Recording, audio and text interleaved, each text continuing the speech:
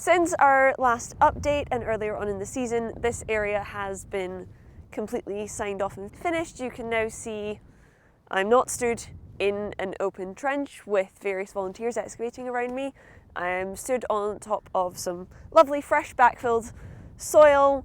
We've got beautiful lakes forming in both of our ditches, so the vallum is reflooding as it did for so much of the season in a time-honoured tradition, and our military defensive ditch to the south has also gained a pond, arguably even bigger than the vallum somehow. We have now completely shut down this part of this site and have moved on to the post-excavation and ongoing research of the material we recovered from this area, including things like our 2 clusters of cremation burials, which are being processed by the team ready for being sent off for scientific analysis over the winter. So it may have only been just over a week since we finished excavating here at Magna and excavating in this trench, but already you can see the drastic impact early autumn weather and just the general volume of water in this site has had on the trench, even with my vellies not daring to venture into the trench because I'm just not quite sure how deep all of that water is in different places. So this really highlights the impact of climate change and the variable weather on our archaeological remains, and on this site in particular. We're in one of the lowest lying parts of the field and the flooding is just out of control. We would be struggling to keep this managed even if we had a pump running full time, which is a prime example of why we don't excavate in the winter, for anyone who's ever wondered. While this was accessible a couple of weeks ago, we were able to get a lot of answers out of this trench on the north side. We were able to reach the bottom of this peat bog, so we now have the full depth of the peat bog in this part of the field, and we'll be able to sequence its formation, which is really helpful for understanding how this landscape has changed over time and how the different communities that lived here have interacted with this landscape as well. So we can say that part of this bog is forming in the Roman period, and as we do more research onto the different layers, we'll hopefully get some more answers about how this is changing the environment for the people that are living here in the past. We also, as you may have seen on social media, continued excavating inside the well, disappearing down into the dark depths inside. The final depth that we managed to reach inside before we had to call off the excavations was 4.15 metres, so pretty deep, and we still hadn't found the base. Unfortunately, due to safety and time constraints, we had to call off the excavations at that depth and say that the well is deeper than 4.15 metres, which is much more of a substantial construction than I was expecting for it based on the wells that we excavated last year in the Mile Castle and earlier this season, which were both under 2 metres deep. This well was also different in terms of how it was constructed.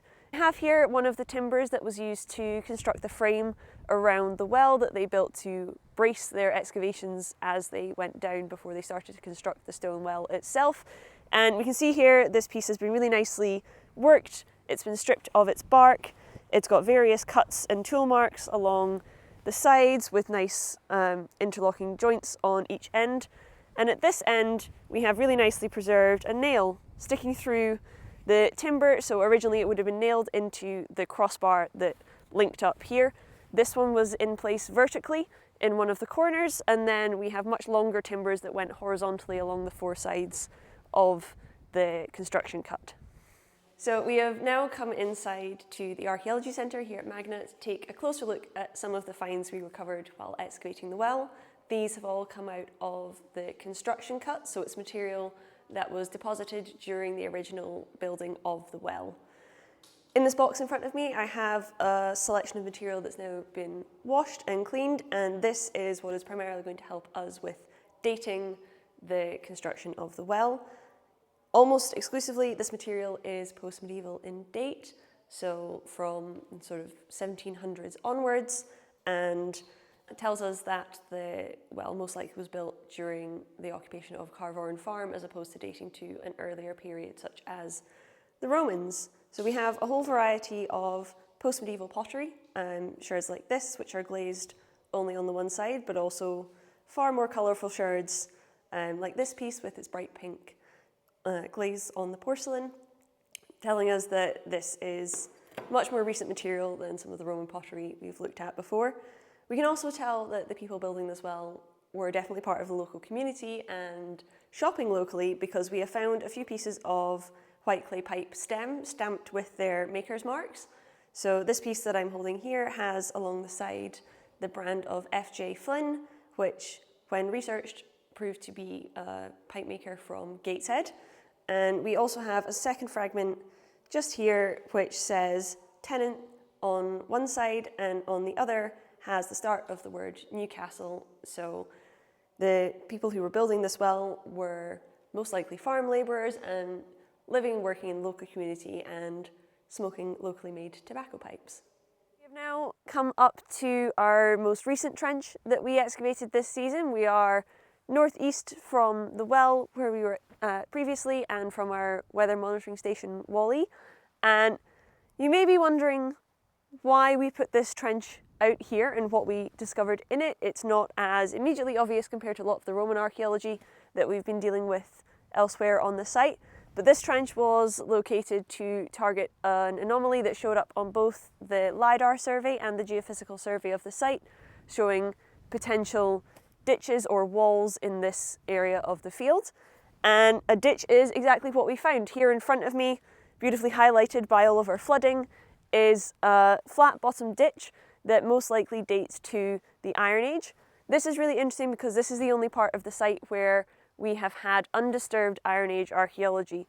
Earlier in the season, over outside the Mile Castle and in between the Vallum and the military ditch, we did have some evidence of Iron Age archaeology, but it was all heavily disturbed by the later Roman archaeology that had gone on top and the sort of major landscaping projects that the Romans had undertaken. So trying to figure out exactly what was going on up there and when it all dated from and how it all fit together was a little bit challenging. Whereas out here, we have the Iron Age archaeology with only some of the ever-present post-medieval field drains from the 1800s over the top.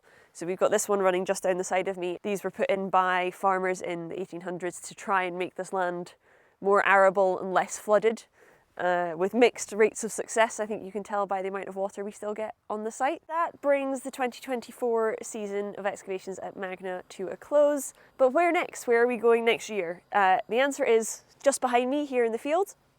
You see the sheep in the foreground is beautifully sat right in the middle of where our trench is going to be, and this is a big long trench stretching from the north wall of the fort to my right, all the way across the field, almost up to the fence line. Hiding under all of these lovely sheep and grass behind me are the defensive ditches for the north side of Magna. There could be up to 5 of them out there, and they will all be pretty large, hopefully on the scale of some of the ditches we excavated earlier this season, a couple of meters deep and wide.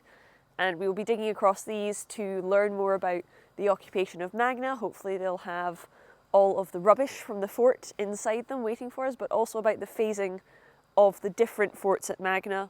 We now know we have one fort that stretches all the way out towards the Vallum, but the question is, where did all the other forts go? And hopefully we'll see the different phases of construction overlying or cut through by these ditches. Please come down next year between April and September to see the excavations. You will get a great vantage point from here at the Archaeology Centre.